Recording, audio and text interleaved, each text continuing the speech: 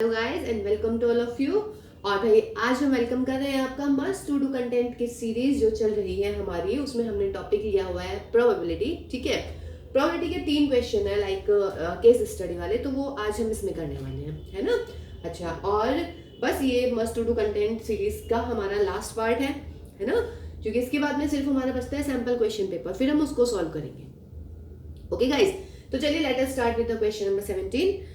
And question number 17 is saying कि Mrs. Neelam is a mathematics teacher in a school. मैंने थोड़ा short करके लिखा है, ठीक है, बट मैं प्रॉपरली बोल रही हूँ। मतलब जो भी लिखा है उससे आपको बिल्कुल क्लियर क्वेश्चन समझ में आ जाएगा।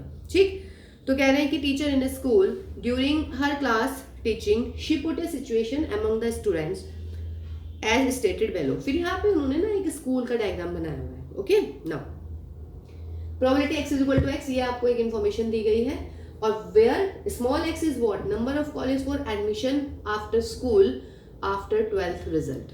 ठीक है, 12th रिजल्ट के बाद में आप लोग अप्लाई करेंगे ना, तो ये नंबर ऑफ कॉलेजेस हमने दिए हुए हैं, वो डिनोट कर रहे हैं हमारे small x। After that probability x is equal to x given है। This is the probability of getting admission in x number of colleges. Okay guys, what does this mean? देखिए ये क्वेश्चन है, मैं इसको बिल्कुल शॉर्ट वे में समझा देती हूँ कि जो ये स्मॉल x है ये है नंबर ऑफ कॉलेजेस जिसमें आपको एडमिशन मिल सकता है, और प्रोबेबिलिटी है कि ये p x is equal to x आपकी प्रोबेबिलिटी है कि कौन से मतलब कितने कॉलेजेस में आपको एडमिशन मिलता है, वो उसकी प्रोबेबिलिटी गिवन है। फॉर एग्जांपल, अगर मैं इसको रैंडम वेरिएबल टाइप मतलब इसको मैं प्रोबेबिलिटी डिस्ट्रीब्यूशन बना लूं तो किस टाइप का बनने वाला है? यहाँ पे x की वैल्यू कितनी? 0। यहाँ पे मुझे लगानी है probability x is equal to 0 पे प्रोबेबिलिटी कितनी है? kx। x is equal to 1 पर भी प्रोबेबिलिटी कितनी है? kx। x is equal to 2 पर कितनी है? 2kx। x is equal to 3 पर कितनी है? k इंटू 5 माइनस एक्स, और 4 पर भी कितनी है?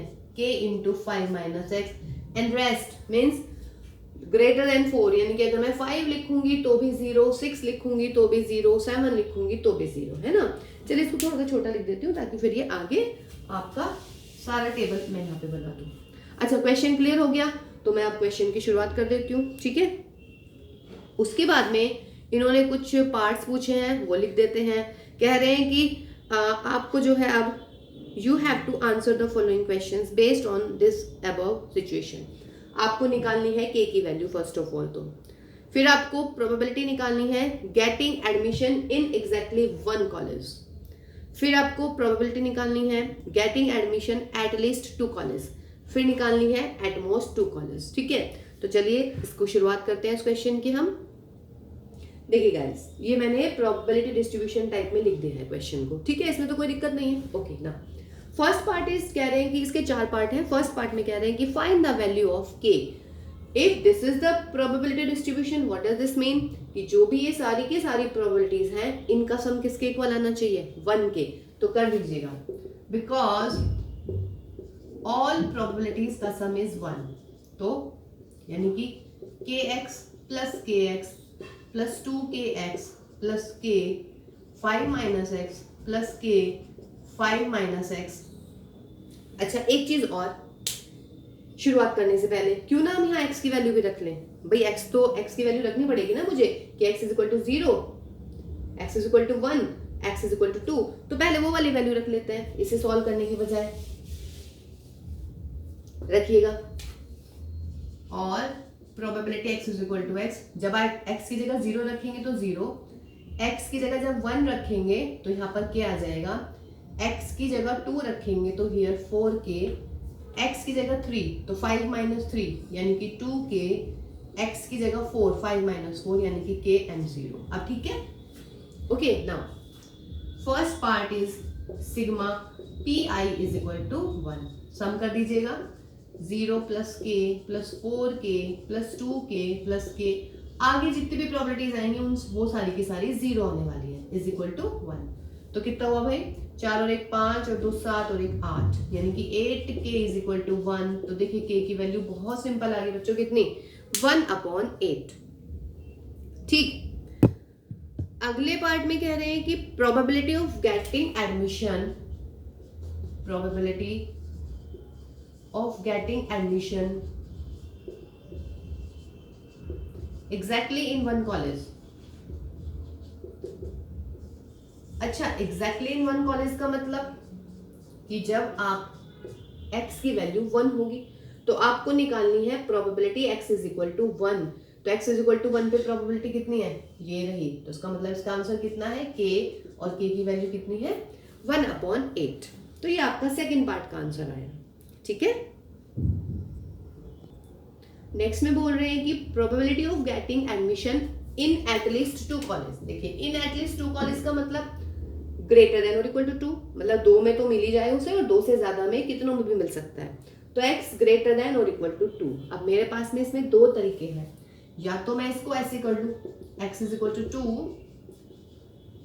x is equal to 3, x is equal to 4, x is equal to 5 and so on, x is equal to 6 and dash dash dash। अब x is equal to 2 की probability कितनी है 4k, तो यानी कि 4 into 1/8। x is equal to 3 पे कितनी है 2k, इसका मतलब 2 into 1/8। x is equal to 4 पे प्रोबेबिलिटी कितनी है k, यानी कि 1/8। 5 पे कितनी है 0, 6 पे कितनी है 0, ये तो आगे तो 0 है सारी। ठीक, तो ये हुआ 4/8, 2/8, 1/8। इसका मतलब आंसर कितना आया 7/8। एक तरीका तो ये हुआ, और इसको मैं इसके नेगेशन से भी कर सकती हूँ। Negation means x greater than और इक्वल टू 2। इसका मतलब क्या हो जाएगा 1 minus probability x less than 2। Greater than 2, इसका कॉम्प्लीमेंट लेस देन 2, इन दोनों को मिला के पूरी प्रोबेबिलिटी बनेगी, यानी कि 1 बनेगा। तो 1 में से मैंने x लेस देन हटा दिया। अगर यहाँ पर इक्वल नहीं होता तो मैं यहाँ पर इक्वल लगा लेती। अब वही x लेस देन 2 का क्या मतलब हुआ कि एक तो probability x is equal to 0 आ जाएगी, और दूसरी probability x is equal to 1 आ जाएगी। 2 नहीं लेंगे बिकॉज लेस देन 2 है। अब 1 minus probability x is equal to 0 कितनी आ गई 0, बाहर माइनस है, यहाँ पे माइनस लगा देंगे। x इज इक्वल टू 1 की प्रोबेबिलिटी कितनी है k का मतलब 1/8। तो आंसर इज 1 माइनस 1/8। इसका मतलब है आंसर आ गया मेरा 7/8। तो एज यू विश, कोई सा भी आप कर सकते हैं इन दोनों में से। ओके, लास्ट पार्ट इस क्वेश्चन का कि find the probability of getting admission at most 2 college. At most 2 college का मतलब है कि ज्यादा से ज्यादा बच्चे को सिर्फ 2 कॉलेज में ही एडमिशन मिले। ठीक है, 2 से ज्यादा नहीं। एट मोस्ट मीन्स ठीक कि मैक्सिमम उसको 2 कॉलेज में मिले, 2 से कम में भी मिल सकता है। अब इसमें क्या क्या आ जाएगा, ये x लेस देन और इक्वल टू 2 में कौन कौन आएगा, x इज इक्वल टू 0 आ जाएगा, x इज इक्वल टू 1 भी आ जाएगा, और x इज इक्वल टू 2 आ जाएगा। Probability x is equal to 0 कितना है 0। Probability x is equal to 1 कितना है k means what 1/8। x is equal to 2 कितना है, ये रहा आपका 4k, तो यानी कि 4 into 1/8, तो that will be what 1/8 plus 4/8। तो आंसर विल बी गाइस 5/8। बहुत ही बढ़िया क्वेश्चन था। देखिए कितना इजी, केस स्टडी का क्वेश्चन था, लेकिन फिर भी देखिए कितना इजीली हो गया है। देखिए गाइस, क्वेश्चन नंबर 18, इसमें बोल रहे हैं कि there are 3 arms having different colour ball. ठीक है, the contents of the arms first second third as are follows. ये आर्म भी बनाए देखो मैंने। ठीक है, ऐसे 3 आर्म बना रखे हैं उन्होंने। ओके, नाउ फर्स्ट आर्म में 1 white 2 black 3 red, second 2 white 1 black 1 red, third one is 4 white 5 black and 3 red. Okay guys, now कह रहे कि one urn is chosen at random and 2 balls are drawn, one is white and one is red. ठीक, ठीक ये हो गई। अब इसके इंफॉर्मेशन पे मतलब इस पे डिपेंडेंट 4 पार्ट इन्होंने बोले हुए हैं कि 4 पार्ट के आपको आंसर करने हैं। ठीक है, तो जो फर्स्ट वाला पार्ट है, कह रहे हैं कि find the probability that 1 white and 1 red ball is drawn only from the first। कहने का मतलब ये सिंपल 11वीं का क्वेश्चन हो गया कि an urn contain 1 white 2 black and 3 red ball, then find the probability that 2 balls are drawn, one is white and one is red। This is the simple question on probability। तो कर लेते हैं first part. तो let E be the event that 1 white and 1 red ball is drawn। तो probability of E आपको लेना है। नीचे आ जाते हैं टोटल केस। तो 1 अर्न में कितनी टोटल बॉल्स हैं भाई, 2 और 1 3 और 3 6। 6 में से मुझे 2 बॉल निकालनी है। ये टोटल केसेस आ गए। ऊपर जाएंगे फेवरेबल में मुझे निकालनी है 1 फ्रॉम व्हाइट। तो 1 फ्रॉम व्हाइट यानी कि 1C1 and 1 from red. 1 from red means what 3c1, तो कितना आया 1 इंटू 3 अपॉन, इसको सॉल्व कर लीजिएगा 6 इंटू 5 अपॉन 2 फैक्टोरियल। तो चलिए 2 को ऊपर लिख देते हैं, 2 3 ज़ा 6, तो answer will be what guys 1/5। ठीक है, आंसर इसमें पीछे मिसप्रिंट है, वो 1/3 है, 1/3 नहीं है आंसर, आंसर इज व्हाट 1/5। ठीक है गाइस, चलिए जी सेकंड पार्ट भी इसका बहुत ही सिंपल इन्होंने पूछा हुआ है कि the probability of selecting any one of the earn, selecting any one of the earn, कोई से भी आपको एक अर्न को सिलेक्ट करना है तो उसको ई मान लेते हैं, let E be the event, या चलिए E1 और E2 मानते हैं। सिलेक्ट करना है वन अर्न को, अर्न कितने हैं मेरे पास में 3, तो यानी कि टोटल केसेस कितने हो गए 3, एक अर्न चूज करना है, तो प्रोबेबिलिटी कितनी आ गई, बहुत सिंपल 1/3। ठीक है ना, the probability of selecting any one of the earn, how many earns I have 3 earns, है ना, तो 3 हो गया टोटल, आपको एक चूज करना है तो 1/3, तो that is the probability, answer 1/3। देखिए गाइस, इन्होंने बोला है कि using Bayes theorem you have to find the probability that balls are drawn from urn 1। ठीक, तो बेस थ्योरम में सबसे पहली बात तो हमने सपोज कीजिएगा E1 जो है selecting of what one first earn, Bayes theorem लगानी है, इसका मतलब या तो हमारा अर्न 1 चूज होगा या सेकंड होगा या थर्ड होगा, तो वो मैंने E1 को मान लिया कि मैंने अर्न 1 को चूज किया है, सेलेक्टिंग ऑफ सेकंड अर्न ये मैं मान लेती हूँ एक दूसरी इवेंट यानी कि E2, और E3 को हम मान लेते हैं सिलेक्शन ऑफ थर्ड अर्न। ये हमारी 3 इवेंट्स हो गई, 3 इवेंट्स कर लिए, तो इनके साथ साथ प्रोबेबिलिटी निकालते हैं। प्रोबेबिलिटी E1 कितना हो जाएगा, अभी निकाला था हमने वन अर्न को चूज करने की प्रोबेबिलिटी 1/3, और प्रोबेबिलिटी ऑफ E3 ये भी 1/3, 3 अर्न है, तीनों की बिल्कुल इक्वल प्रोबेबिलिटीज होने चाहिए सिलेक्शन के लिए, तो 1/3 1/3 1/3, 2 होते तो 1/2 1/2। ओके, आपको निकालना है कि जो बॉल आई है हमारी फर्स्ट अर्न से आए, फर्स्ट अर्न से आए, ठीक, ओके। अच्छा, और हमने बॉल कौन कौन सी निकाली है, 2 बॉल निकाली है, 1 वाइट एंड 1 रेड, तो let E be the event that 1 white and 1 red ball is drawn.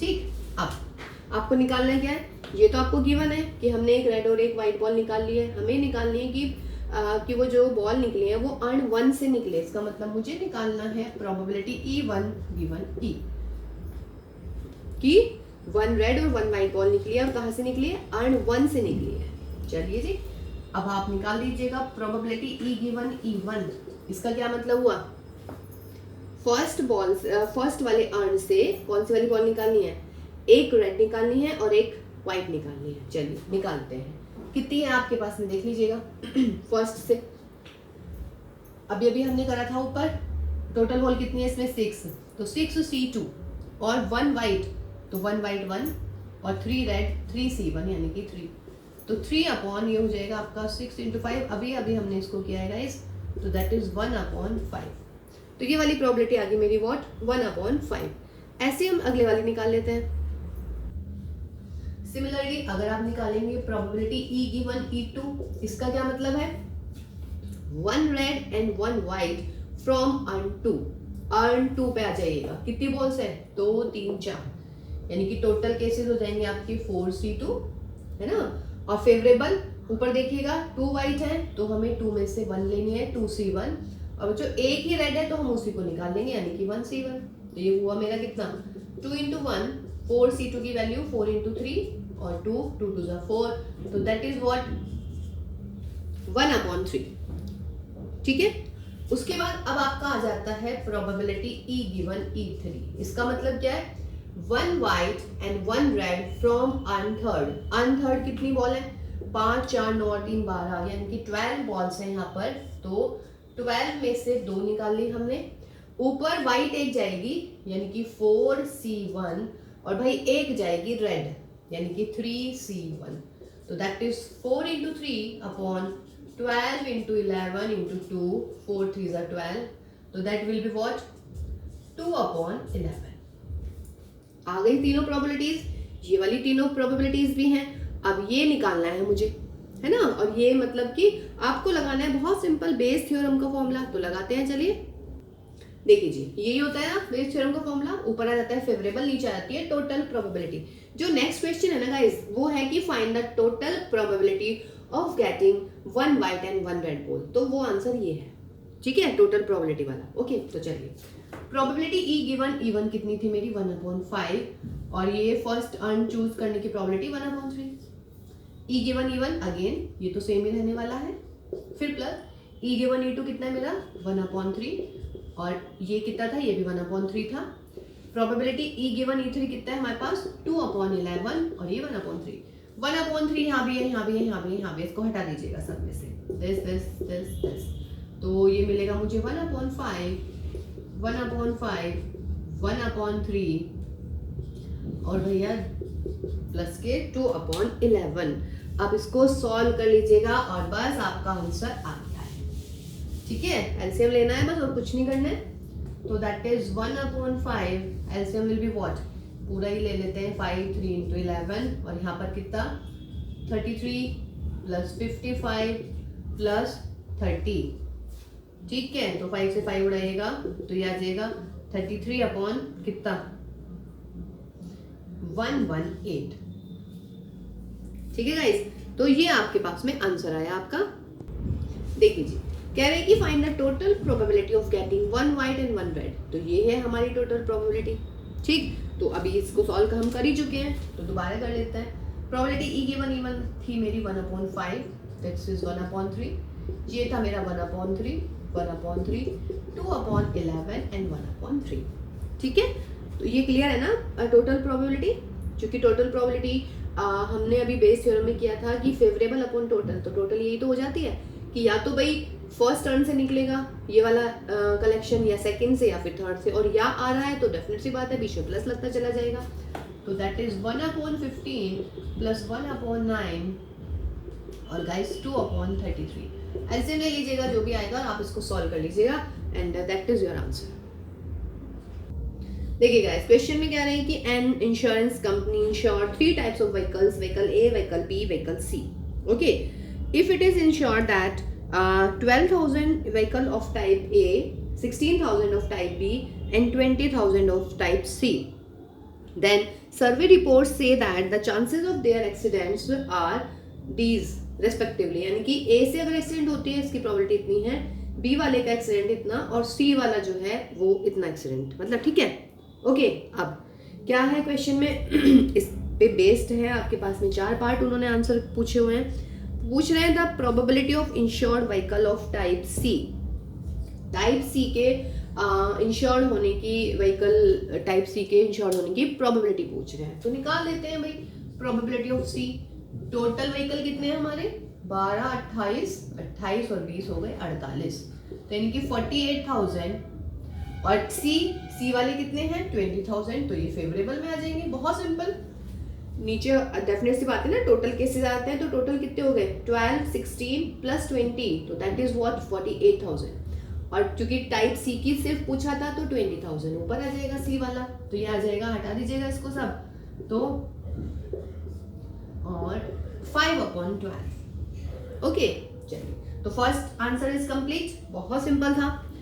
Second में इन्होंने कहा है कि let E be the event that insured vehicle meets with an accident.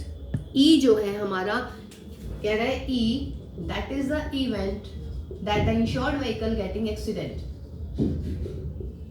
जो भी है आपका insured vehicle event of getting accident. Okay, तो पूछ रहे हैं कि what is the probability E given ए। तो ई गिवन ए की प्रोबेबिलिटी पूछ रहे हैं जस्ट। बताइए जी इसका क्या मतलब हुआ। तो इसका मतलब ये हुआ कि एक्सीडेंट हुआ है व्हीकल ए वाले का, तो उसकी प्रोबेबिलिटी बतानी है कहाँ है। ये तो बिल्कुल क्लियर दी हुई है भाई, ये रही कि chances of accident are from A is this, from B is this, from C is this. तो व्हाट इज दिस मीन की प्रोबेबिलिटी इज वेरी सिंपल। देखिए कितना इजी था ये, है ना। अब आते हैं थर्ड पार्ट पे इसके। देखिए गाइस, थर्ड पार्ट में कह रहे हैं कि find let E be the event that insured vehicle meets with an accident, then you have to find probability of E. कहने का मतलब इन शॉर्ट वो ये भी बोल सकते थे इन अदर वर्ड्स कि find the total probability of E. Okay, तो चलिए कर देते हैं। वैसे भी अगला पार्ट डेफिनेट सी बात है बेस थ्योरम का आने वाला है, तो बेस थ्योरम के लिए भी हमें टोटल की जरूरत पड़ती है। तो क्या होने वाला है, या तो एक्सीडेंट हो ए वाले से, ए का, या फिर हो इंश्योर डी वाले का, या फिर हो जाए एक्सीडेंट हमारा सी वाले का। वैसे तो हम चाहते हैं किसी का भी एक्सीडेंट ना हो। ठीक, चलिए प्रोबेबिलिटी ई गिवन ए कितनी थी हमारी, E given A that is 0.01 and probability of A, अच्छा ये हमने निकाली नहीं है, चलिए लिख लेते हैं इनको भी। तो प्रोबेबिलिटी ऑफ ए कितनी होने वाली है, टोटल केसेस कितने थे, टोटल थे हमारे 48,000 और इसका आ जाएगा मेरा 12, तो यानी कि 1/4। प्रोबेबिलिटी बी टोटल कितने हैं 48,000 और जो फेवरेबल है बी के वो है 16, तो ये हुआ 1/3। और सी को हम पहले ही निकाल चुके हैं 20,000 upon 48,000 and this will cancel out, तो 5/12। ये हमारी प्रोबेबिलिटीज आ गई हैं गाइस। कर लेते हैं। और ये क्या है, this is the probability E given A, accident with A, accident of B and that is accident of what, C. तो कर लीजिएगा probability of A 1/4 plus E given B कितना है 0.03 इंटू में what 1/3 plus E given C कितना है 0.04 into में what 5/12। Solve this, तो ये हुआ 0.01/4, 0.03/3 और ये मल्टीप्लाई कर लीजिएगा 5 4 जा तो 0.20/12। ठीक है, पॉइंट हटाना है पॉइंट हटा लीजिएगा, अदरवाइज 12 एलसीएम ले लेते हैं तो 3 और यहाँ पर 4 तो 0.12 और यहाँ पर 0.20, तो कितना हो जाएगा 0.35/12 मीन्स व्हाट 35/1200। ठीक है, इसको सॉल्व कर लीजिएगा तो क्या आएगा 5 7 5 2 दिस, तो that will be your answer guys. अच्छा क्वेश्चन, चलिए जी ठीक है। अब इसका आता है लास्ट पार्ट। देखिए गाइस, लास्ट पार्ट है इस क्वेश्चन का। कह रहे हैं कि probability of an accident that one of the insured vehicle meets with an accident. ठीक है, मतलब एक्सीडेंट हो चुका है किसी का एंड वो पूछ रहे हैं कि it is a type of C, तो आपको निकालनी है probability C given E, Bayes theorem. ठीक है, तो ऊपर फेवरेबल आ जाएगा क्या E given C into probability of C और नीचे क्या आ जाएगी ये सारी की सारी, यानी कि टोटल प्रोबेबिलिटी। डायरेक्ट लिख लूं मैं इसको, आपको ऐसे लिखना है, ये वाली चीज जगह की कमी के कारण थोड़ा सा है, एडजस्ट कीजिए थोड़ा सा। चलिए ई गिवन सी, ई गिवन सी कितनी थी आपकी, ये रही, तो 0.04 इंटू प्रोबेबिलिटी ऑफ सी कितना था आपका 5/12। और गाइस अभी अभी हमने इसकी वैल्यू निकाली है, टोटल प्रोबेबिलिटी है हमारी 7/240। तो चलिए सॉल्व कर लेते हैं, तो दैट विल बी 0.20/12 इंटू यहाँ पे 7 आ जाएगा और ऊपर पहुंच जाएगा मेरा 240। कर लीजिएगा 20 और भाई ये आ जाएगा मेरा 4/7। सॉल्व हो गया, ठीक है। तो चलिए भाई, मस्ट टू डू कंटेंट जो हमारी बहुत बहुत बहुत ही इंपॉर्टेंट सीरीज थी उसका समापन समारोह हो चुका है। ठीक है, सारे क्वेश्चंस हमने कर लिए गाइस, बहुत अच्छे से तैयारी कीजिएगा। रियली में प्री बोर्ड आ रहा है, आ ही गया बस, है ना, होली आई और होली के बाद आपका प्री बोर्ड आया। ठीक है, तो अच्छे से तैयारी कीजिएगा सारे, ठीक है। बस अब इसमें सैंपल क्वेश्चन पेपर बचता है, तो जो इसका सैंपल क्वेश्चन पेपर दिया हुआ है मस्ट टू डू कंटेंट का, वो हम करेंगे सॉल्व जल्दी से, लेकिन अभी आप थोड़ा होली को भी एंजॉय कर लीजिएगा, ठीक है। और पढ़िएगा अच्छे से, बहुत अच्छे से मेहनत कीजिएगा गाइस, बार बार इन सारी वीडियोस को देखिएगा, सारे क्वेश्चन A to Z हमने सॉल्व कर दिए हैं, ठीक है। All the very best for your preparation, all the very best for your exam guys, and very wishing you all a very happy Holi. Bye bye and take care.